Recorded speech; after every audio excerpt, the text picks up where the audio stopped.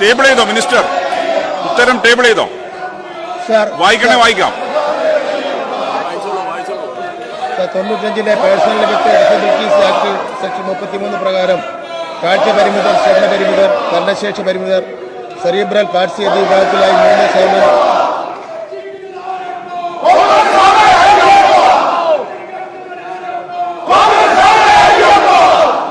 Sir സ്വർണം കെട്ടത് ആരപ്പ? കോൺഗ്രസ് ആണ് Ayyappa. Sir സ്വർണം കെട്ടത് ആരാണ്? കോൺഗ്രസ് ആണ് അയ്യപ്പ. ഞാൻ വിളിച്ചുതരാം. സ്വർണം കെട്ടത് ആരപ്പ? കോൺഗ്രസ് ആണ് അയ്യപ്പ. ആരപ്പ? കോൺഗ്രസ് ആണ് അയ്യപ്പ. സാർ ഇവിടെ കൂടെ മുഴുവൻ സ്വർണം കെട്ടത് ആരാണെന്നല്ലോ സാർ. സാർ സോണിയാഗാന്ധിയെ സംബന്ധിച്ചിട്ടൊന്നും മിണ്ടുന്നില്ലല്ലോ അവര്. സോണിയാഗാന്ധിയെ 2 പ്രാവശ്യം സ്വർണം കെട്ടവർ കാണാൻ പോയതിനെ പറ്റിയൊന്നും മിണ്ടുന്നില്ലല്ലോ സാർ. സോണിയാഗാന്ധി അറസ്റ്റ് ചെയ്ത് ചോദ്യം ചെയ്യണം. സോണിയാഗാന്ധിയെ അറസ്റ്റ് ചെയ്ത് ചോദ്യം ചെയ്യണം. സോണിയാഗാന്ധിയുടെ വീട് റെയ്ഡ് ചെയ്യണം.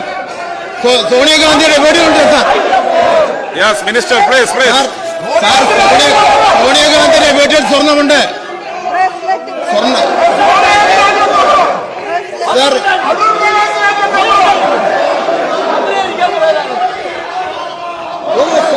സോണിയാഗാന്ധിയെ പറ്റി എന്താ പറയാത്തത്? സോണിയാഗാന്ധിയെ പറ്റി പറ. സോണിയാഗാന്ധിയുടെ വീട്ടിൽ 2 പ്രാവശ്യം പോയില്ലേ? അവിടെ കയ്യിൽ കെട്ടിക്കൊടുത്തില്ലേ സ്വർണം? ആ സ്വർണം എവിടുത്തെ സ്വർണം? സോണിയാഗാന്ധിയെ പറ്റി പറ. കോൺഗ്രസ് നേതാക്കളെ പറ്റി പറ. സാർ തീർന്നില്ല സാർ, വായിച്ചു തുടങ്ങിയിട്ടേ ഉള്ളൂ. വായിക്കേ.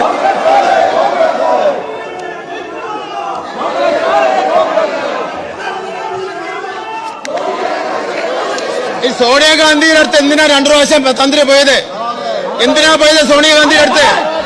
ആരാ കൊണ്ടുപോയത് സോണിയാഗാന്ധിയുടെ അടുത്ത്? ആരാ കൊണ്ടുപോയത് സോണിയാഗാന്ധിയുടെ അടുത്ത്? മറുപടി പറ. എന്തിനു വേണ്ടി സോണിയാഗാന്ധി അടുത്ത് പോയി? അതും പിടിക്കൂ. സോണിയാഗാന്ധിയുടെ അടുത്ത് എന്തിനു കൊണ്ടുപോയി? സോണിയാഗാന്ധിക്ക് ഇതിനുള്ള പങ്ക്. സാർ സോണിയാഗാന്ധിയുടെ കയ്യിൽ സ്വർണം കെട്ടിക്കൊടുത്തു.